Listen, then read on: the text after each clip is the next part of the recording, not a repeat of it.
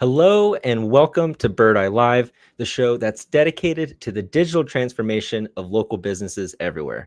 I'm your host, Justin Meredith, and join me as we learn from industry experts about the how and the why for taking your business online and claiming the most valuable real estate on the internet, that first page of Google. If you're tuning in live, please feel free to say hello in the chat. We'd love to hear from you. Feel free to ask your questions. And joining me today is Sirat Singh, who's on the marketing team here at Birdeye and one of the key contributors to our recent event, Birdeye View 2025. Welcome, Sirat. How are you?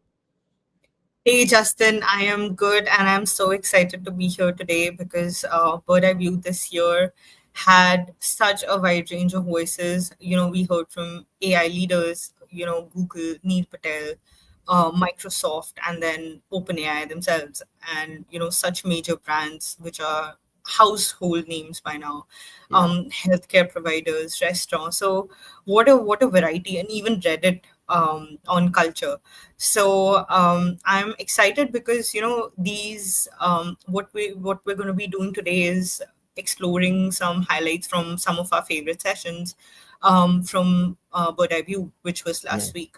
So Birdeye View was amazing. There was yeah, so many great absolutely. sessions. The speakers provided so many great insights.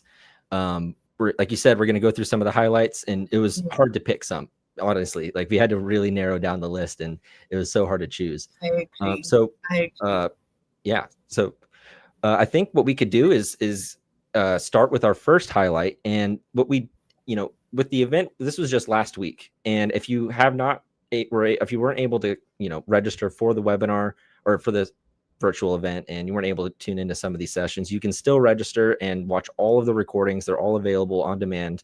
There should be a link in the comments popping up soon, and you can catch all the action. And what we did last week is we kicked off day one. Yeah.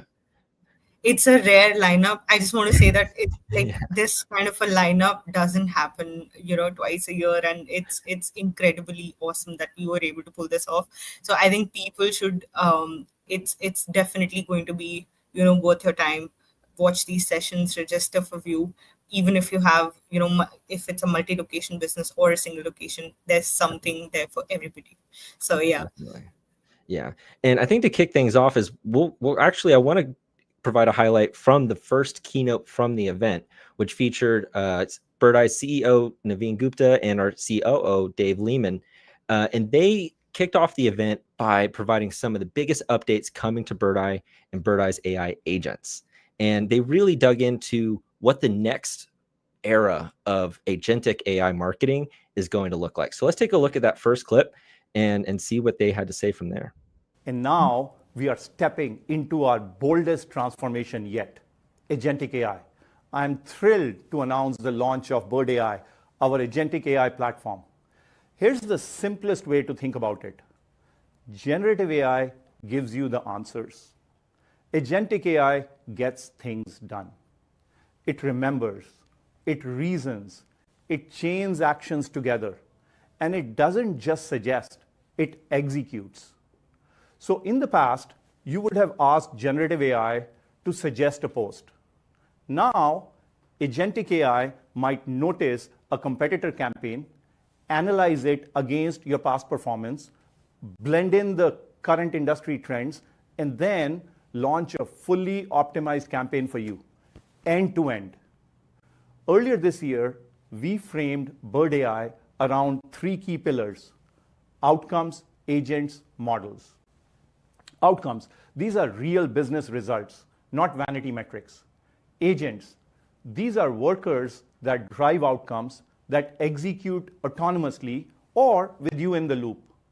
The models, these are our proprietary LLMs that are trained on your brand, your industry, your data. So everything is customized. Awesome. So was what was incredible. your takeaway from that, Sirat? Well, I think what stood out for me here was how Naveen framed the agentic flywheel. Right, it's not about separate tools and dashboards anymore. It's about attract, convert, and delight. and all of these elements working together in one system, right? So and of course the idea of agents being autonomous, right? For example, how Naveen just mentioned about the competitive edge that competitors AI is providing.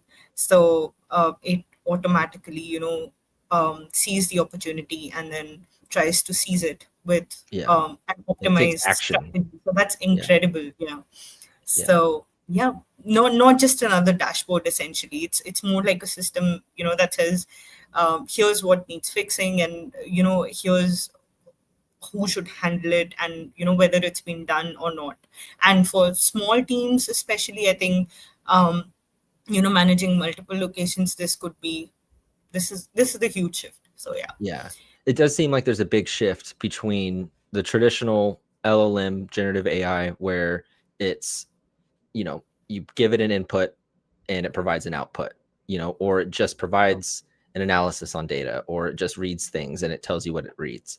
Now it's taking that agentic step, is becoming more autonomous, like you were saying, where it can actually start doing things for you.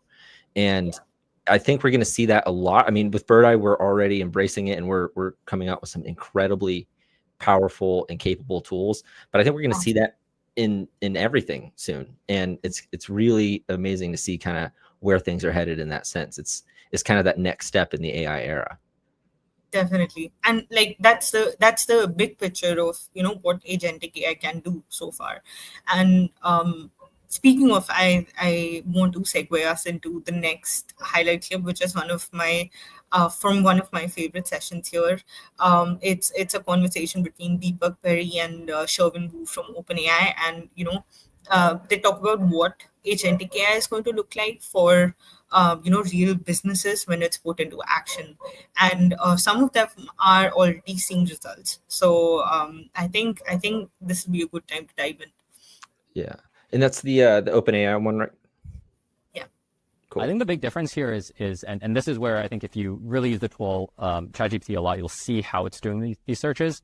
It's just using search as a tool within its chain of thought to try and get you the right answer. And so the big difference now is, instead of a human like me typing in something to do a Google search, it's a model that's actually using this tool and then looking at the responses. And so in that case, the type of data that the model has that it's getting from the search tool is extra important. It's all it has. It's all it knows in the world. And then on the flip side, similar to what you said earlier, the queries do get very specific. Like for me personally, I use the search tool and then maybe I start more general, but I go back and forth with the model a lot. And then by the end, it's like a very specific, I've learned a lot about the particular thing that I'm looking for. And then at that point, I might do another search that's very, very specific. And so in that case, yeah, the data that you're providing to the LLM is really important, because that's all it sees. Yeah. This session was a lot of fun to just listen in on and get these insights from really the original not the big pioneers of AI from OpenAI and Sherwin Wu. And the way that they're talking about the future and where things are going, and how these new reasoning models are able to pause, plan, and like actually think about what they're wanting to do, and use external tools like search. And I mean, even as recently as, I want to say within the last week, they started adding more connectors as well. So you can connect your ChatGPT to your Google Drive and start asking it more pointed questions about that. And you can have it pull from information that you trust from your Google Drive and things like that. It's really, really, really amazing. What was some of your takeaways? I think Sherwin sort of explained how these latest reasoning models, they don't just generate answers. They actually pause, plan, think, and use the right tools to get the right outcome, right? And it made me think that if ours services or policies aren't consistent, then AI, this is the type of AI, then it's going to expose those gaps. So I think, yeah, this accuracy is not just about hygiene. It's about making sure that there's consistency all across. So I think this is the kind of AI, the step further that's gonna take things up a notch. So yeah. Yeah. And I think a big theme of this is the connections. And that's something that Birdeye is doing as well with all of the capability. Like we've had AI capabilities now for the past few years, but taking that next step and connecting these external tools and connecting these different data sources for it to pull from and then take action on is really kind of that next leg. For the next highlight that I want to cover, this one is from our CMO, Deepak Bari, where he was talking about really kind of what early customers are achieving, and really kind of where AI is kind of headed, and what it's kind of doing when it comes to these local businesses and how they're growing and how they can actually boost growth with it. All these scenarios are not theoretical. These capabilities are already being utilized in select customers, and early results are showing 30% lift in review volumes, 80% reduction in social publishing time, and 30% higher engagement. These are outcomes that matter today. With agentic AI, every stage of your flywheel spins faster. Customers are attracted more often, they convert with confidence, and they're delighted in ways that turn them into advocates, fueling the next cycle of growth. The momentum compounds, creating an advantage competitors cannot match. Whether you have 50 locations or 5,000, agentic AI delivers the outcomes that matter most. More leads, more reviews, more loyalty. It's incredible to see that. So already with some of the select customers that we had, leading up to the event who were testing some of these features, they're already seeing a 30% lift in volume. That's amazing. And, beyond just the metrics, the compounding effect is a real story there. The more reviews you have, the more social proof. And when you have that impacts these AI search algorithms that are looking at, what businesses to choose and which ones are they going to recommend if somebody were to search on Chat GPT for the best dentist near them, or the most highly rated taco restaurant, whatever it may be. Every single piece of data that you have out there, whether it's on your listings or your reviews, especially your reviews, and even on your Reddit, which we actually have a clip coming up on that as well. All of these things is just like just a little bit of a piece of the pie that adds to your overall online presence, and every piece matters. And so the more reviews you can have, the more social proof you have, and it just builds on itself. And I think that's some of the key takeaways here. And it's, how can you leverage these tools to basically to make your piece of the pie bigger, right? And it's really pretty amazing just to see some of the early results of the folks who are using these tools already for Birdeye, and the impact of that. For the next clip, well, actually, what were a couple of your takeaways from that? And then I think it's your turn to choose the next clip. So I don't want to take over too much. No. So I thought Deepak correctly mentioned that, the compounding effect, right? It's the real story. So like you said, more reviews translates to more social proof, which further translates to higher conversion. So I think it's incredible what people have already started witnessing with, now that the pilots are out, moving pilots into production with the guardrails and approvals in place, and human in the loop, for high stakes workflows. So one piece of advice that I think we were not able to capture in the highlight clip because there was just so much to choose from. But yeah, I think one piece of advice that Deepak mentions in the clip, which is why everybody should register to watch the full version, is that, start with one workflow from the flywheel per stage, and then scale after you start seeing some measurable wins, after one or two outcomes. So I think, yeah, that's some incredible advice. Yeah, definitely. So, yeah. And I think for the next session, what I would like to choose from is, we saw that accuracy was a recurring theme throughout Birdeye View, right? And there was a session with Joanne Nichols from Google, wherein we discussed the shift from map pack to Gemini, and how it raised the bar on data quality and customer journey basics. So yeah, I think I'd choose that clip.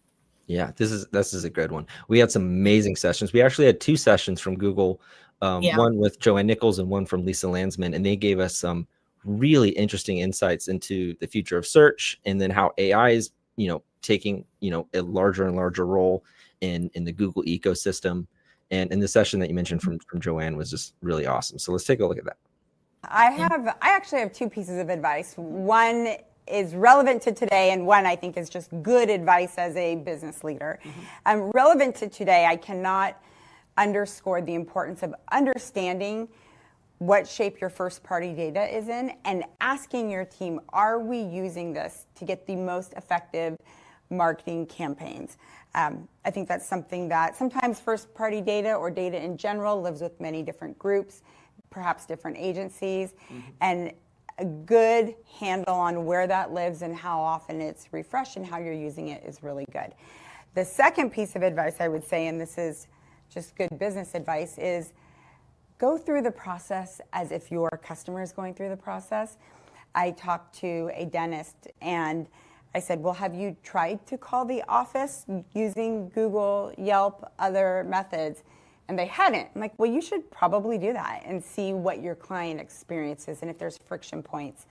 Another experience was with an automotive maker, and same type of question. Have you submitted a lead through a third party or gone to the dealership and experienced the dealership process as a consumer? So I think that's something that CMOs and really any leader or business person representing a brand or company should do quarterly or every 6 months. This is great. I love this advice from Joanne. And, it's really interesting because the first piece where she talked about understanding your first party data and are you using it effectively?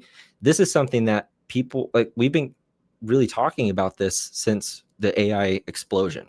And it's that classic, garbage in, garbage out. If you don't have great data, or if it's not organized, or if it's, messy or in all these different places, it's really hard to use that data. So understanding how, like, what your data is, if it's clean, if it's accurate, and then understanding how you're using it is so important. And, the second piece that she talked about with is understanding your customer journey and going in and actually testing out the process from the perspective of your customer and understanding that whole user experience, from search to finding your website or your Google business profile, clicking on it, trying to call the office, or putting in an email request. All of those things are really important, and they're often overlooked. And, making sure that you are, on top of that stuff and understanding that from a really, deep level, or understanding it at a deep level of like what the journey is for your customers, can give you a much better idea of what areas you need to improve, and understanding where those bottlenecks are, and really, finding the best way to optimize that whole process for your customers and ultimately improving that experience for them. Absolutely. I agree. It's just like, going the extra mile to understand the journey that your customer is going to go through to reach, your online store or your offline store. But yeah, the journey is what that matters. And, it's good practice I think it's great advice, mystery shopping their customer journey. Yeah. The clip that I want to play next was from our day 2 first keynote. And this was a really fun one between the marketing legend influencer Neil Patel and our CMO Deepak. And in this session, it was, really focused on AI search and how businesses can either adapt to it and, optimize and grow, or disappear. And so let's take a look and hear what they had to say, and we can, talk a little bit about what that and dig in a little deeper. A lot of consumers don't know. And if I had a fast forward, I think Google's going to be very powerful, still big, because what they have that ChatGPT and others don't have is they have more data. If you think about their ecosystem, Chrome browser, Google Analytics, AdSense on websites, getting them more data, Gmail, YouTube, their ecosystem is massive. And all that data that they're getting from people are emailing, when you're using Gmail, you're getting emails from like American Express or Visa, MasterCard. credit card statements. They're seeing what you do. They see what you like. They see the people you interact with. And they also have data deals similar to ChatGPT with Reddit and other platforms. But I think Google's going to still grow. And I think Google and search engines is going to turn into what social media is.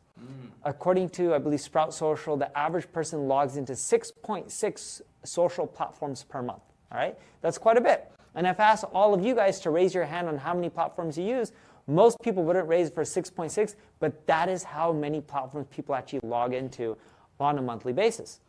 Search is going to turn to a similar thing because what we're seeing the pattern of is people are using Google and ChatGPT and Perplexity. It's not one or the Wow. That 6.6 is crazy. I don't even know if I have 6.6 or 7 social platforms that I use. But what were your takeaways? So what I liked about this session is, how Neil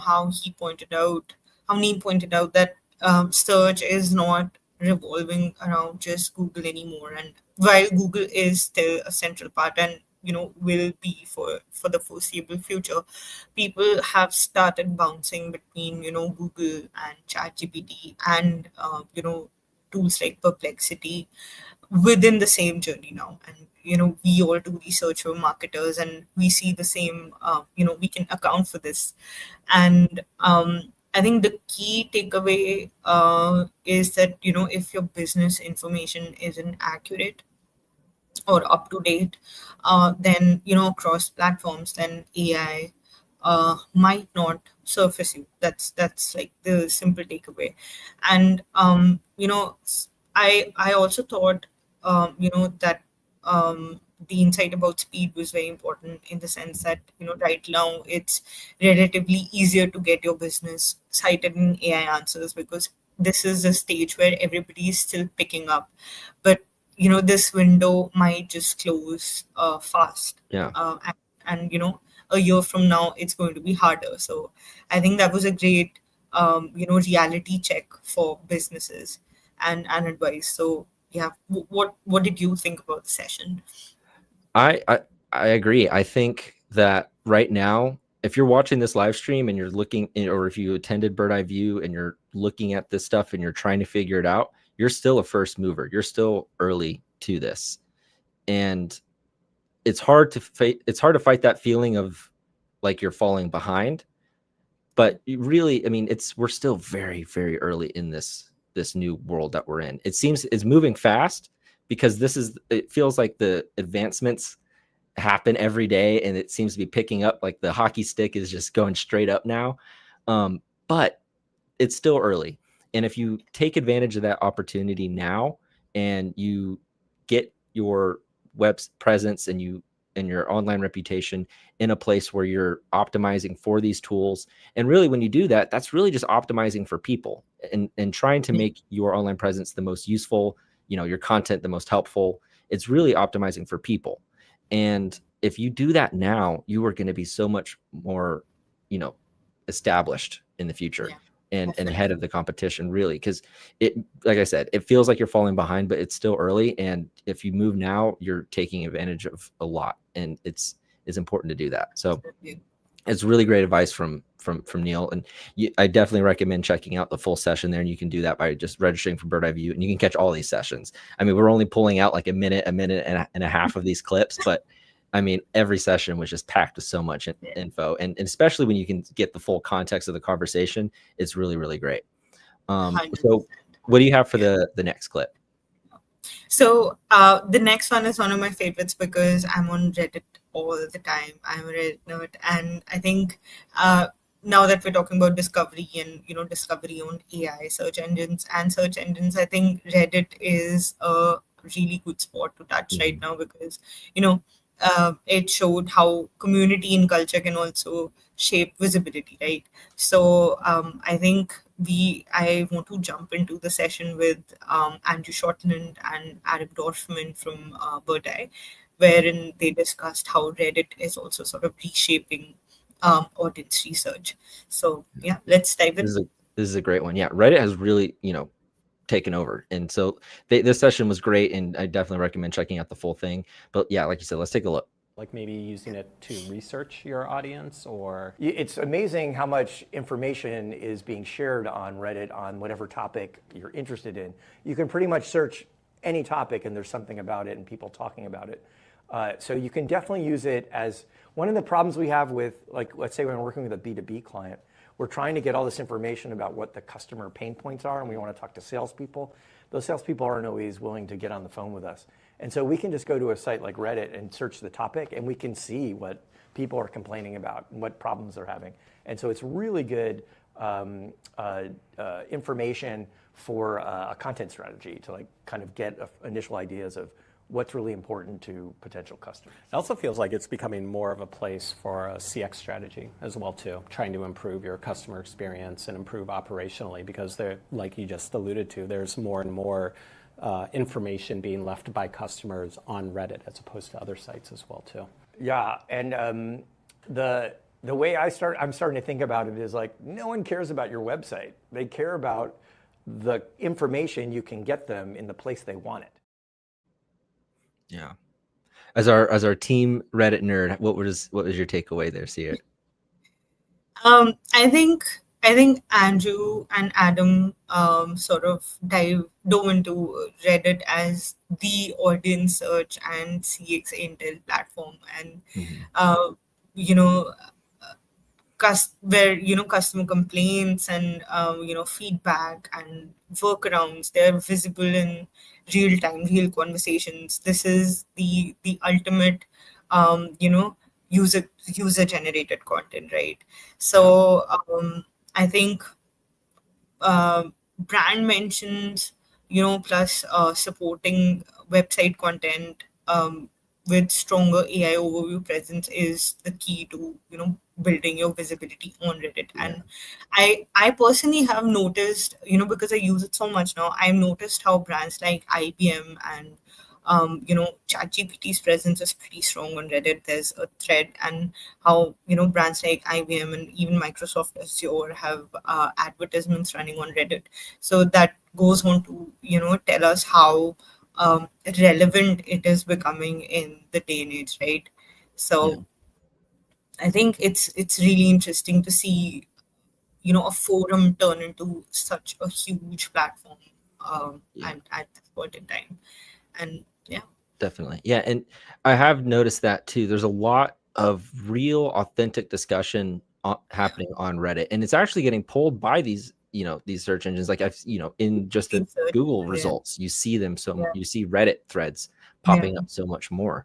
And I think that's because it's being found as a great source of user generated content where people are giving their opinions, their advice, their reviews, their thoughts on things, and especially when it comes to businesses. And we've had in some of our other sessions with some of the bigger brands that we've had, like even people in healthcare are using it in terms of like they're talking about the places that they go to and how the offices that they the healthcare providers that they choose to go to in a certain area, or even in our session with our major brand panel, we had somebody from Six Flags, and he was talking about how there are some diehard theme park fans, and they go in and they talk about these things, and they go into their experiences of the different restaurants within a park, or their favorite coasters. All this kind of stuff is being talked about on Reddit, and it's becoming a really valuable source of information, not only for like search engines, but also for these businesses, kind of like what Adam was saying, Adam and Andrew. So it's really, really interesting to see kind of how that's growing and developing into like a great source of data. Yeah, absolutely. And I think just because I think this is going to be the last clip, so I would like to give you the opportunity to choose the final one. Yeah. I think what we could do. Oh, you know what? We haven't done the one with Greg yet. And so this next clip is with Greg Sterling from Near Media. He's also from Local Dialogue. He's co-host of the Near Memo podcast. Awesome guy, extremely intelligent. Incredible session. Yeah. And he sat down with Adam and they talked about the AI threat, or the potential AI threat to Google's dominance. and what that means, for the future of search. And they talked a lot about some of the data, because what Greg does an excellent job of, they do a lot of surveys and research on how people are actually using these tools, how are they going through and how are they searching for different things, what is their process. And he gathers this up, and he provided a ton of amazing insights on really how people are using ChatGPT or Google, and how they use them differently, or Perplexity, for example. So let's take a look at what he was saying and dive into that. I think my pet theory is that sort of Google is this indispensable tool to get, as a brand search and navigational search tool. In local in particular, it's kind of a last mile tool where people get information like directions, business contact info, and reviews especially. I alluded to this earlier. One of the big issues is trust. And survey after survey, including ours, show that people trust Google more in local. Google has the most reliable data set, and people know that instinctively, if not explicitly. What we found was very interesting. 2/3 of the audience or more, so between 60 and 80%, depending upon the category you're talking about, had done a local search on ChatGPT. So the vast majority of the audience. But people don't do the searches that frequently as compared with other things, which we'll talk about in a second. So what people do, we ask people, what do you do after you do a search on ChatGPT for local information? Well, they go to Google, and they go to Google for directions, reviews, as I mentioned, and business contact details. It's kind of the last mile information. And ChatGPT, it's sort of an indication of the weaknesses of the ChatGPT product. They don't have that information. People are going to Google to get that information. And there's roughly a 50% user overlap between Google and ChatGPT. It's probably higher than that, but that's what we see in the survey. Yeah, this was really interesting. And I think it's exactly, it's the way I use it. I'll go to ChatGPT and have a full-blown conversation about something, or for a business, or information that I'm looking for, and then I'll go to Google to get the directions, or to go to the website to place an order, right? Or whatever it may be. I use them in conjunction. And I think we're starting to see that, I think at first, whenever ChatGPT search first came out, people were freaking out like, oh, Google's dead. People are just going to be going to ChatGPT for everything. And I think people kind of forgot that we can use multiple tools, and we can use multiple apps, and we can use them in different ways and in conjunction with each other. And that's what we're seeing. And that's what Greg is saying that we're seeing, is people start something with ChatGPT and then go to Google for that last mile or that last bit to finish their journey. And it's really interesting to see that play out. And I think we're going to see that more. And one of the things that I'm curious to see, and I was lucky enough to speak with the folks from Google, and I was telling them that I've started to use their AI mode a lot more, because I'll go to Google to do a quick search for something, but then I have a follow-up. And, I used to go to ChatGPT for those follow-up questions. That was the big thing that I really enjoyed about it. And now with that AI mode, it's just right there. I can just click the button and dig deeper. I think it's like literally called dive deeper with AI mode or something, like after you do a search. And I've been doing that a lot more, and it's really helpful. And the thing that he was saying is, like, people trust Google more. And what were you going to say? Yeah, I was just going to agree. I was just agreeing with the point that, Greg mentions that Google definitely has the most reliable database, for local, and, it's constantly refreshed by I want to say millions of contributors, through local guides and sites and everything. And this is, one of the oldest databases that we're seeing, right? Yeah. So that kind of trust is very hard to beat. And as Greg mentions, that AI is sort of becoming the place where this discovery starts, but Google is still, the place where these decisions get validated or completed, right? Yeah. So, So, I mean, instead of, picking one or the other, it's just that you need to show up in both the places, because both are crucial in their own ways. So. Yeah. And I think a big part of it is that people are discovering that these tools are good at different things, and they're also not good at different things. And they're starting to use these in different ways. Like, I know that I use ChatGPT for writing more than anything. And I'll go to Google for different types of searches for something more direct, and Perplexity for something else. It's really interesting to see. Like, I try to be really cognizant of how my user behavior is and see if that's matching what it's things like the studies that Greg is doing and things like that. It's really interesting just to kind of see how this is unfolding. But yeah, these tools are good at some things and better, better than other tools at some things, and they're worse than other tools at some things. And people are starting to discover that, and they're starting to find what works best for them. And so it'll be interesting to see on a large scale how that breaks out. But so that was all the clips that we have today, and we're not even scratching the surface of all of the insights. It's crazy. Like there's so many more that the experts that spoke with us at Birdeye View offered. It's crazy.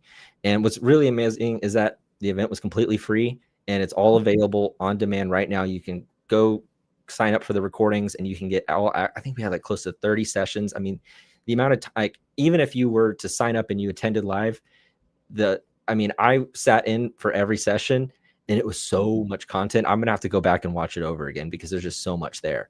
And it was a ton of fun putting it together and working with all these experts. And it was really cool to kind of, see how it all unfolded. And I'm really excited to see what happens at Birdeye View 2026 and compare some of the predictions that these experts have made and see how some of those have unfolded. So that's all the time that we have for today. Thank you guys so much for tuning in to Birdeye Live. We'll come back again soon, and we'll provide some more insights and some advice. Maybe we'll have an expert join us and give us their thoughts on the current state of AI or local search. We're gearing up for the tail end of 2025 and getting ready for 2026. It's going to be a crazy end of the year and crazy beginning of next year. There's a lot coming. Really excited on the Birdeye side. And again, be sure to go to the Birdeye website and check out some of those AI agents and the updates that we've come out with. It's really, truly remarkable. And like Deepak said in his highlight of, people are seeing some amazing results early on.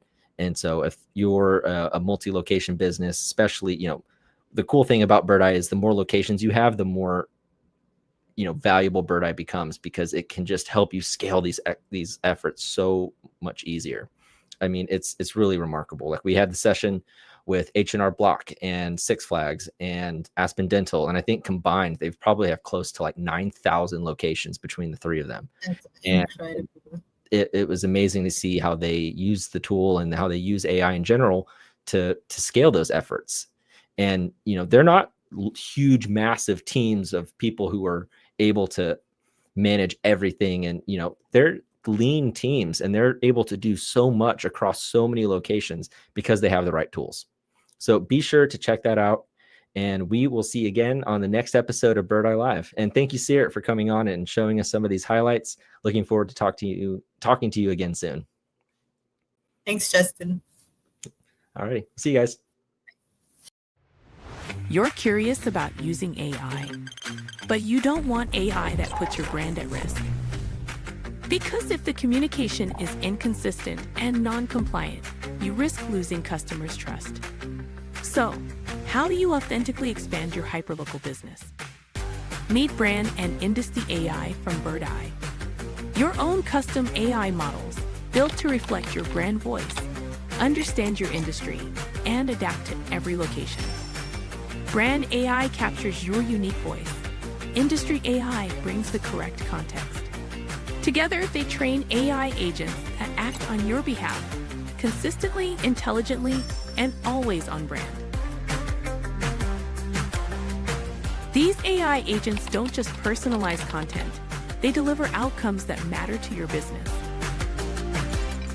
AI agents trained on brand and industry AI know the regulations that matter and respect them by design. Leading businesses across all industries are adopting AI built for them. And for teams managing hundreds of locations, custom LLMs tuned to the brand and industry redefine scale and consistency. This is not just automation. It's AI that speaks your brand and understands your industry. Your brand, your industry, your market. AI that acts for you on your terms. This is Brand and Industry AI.